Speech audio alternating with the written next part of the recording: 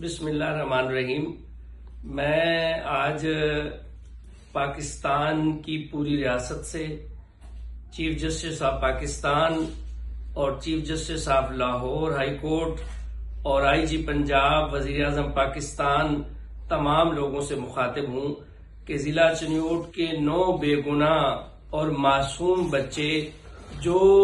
جنوبی پنجاب میں راجن پور کے ایریے کے اندر اغوا کیے گئے ہیں، وہ ہمارے ضلع چنیوٹ کے 9 بچے ہیں، اور اغوا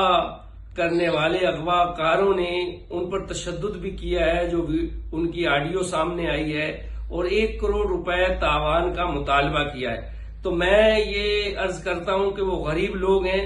ان کے والدین، ان کے بہن بھائی، ان کے اہل خانہ وہ پریشان ہیں، ہمارا پورا ضلع خوف و ہراس پھیلا ہوا ہے اور لوگ پریشان ہیں۔ میں گزارش کروں گا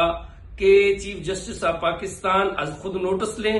اور خود آرمی چیف اس کا نوٹس لیتے ہوئے ان بیچارے بے گناہ لوگوں کو، معصوم لوگوں کو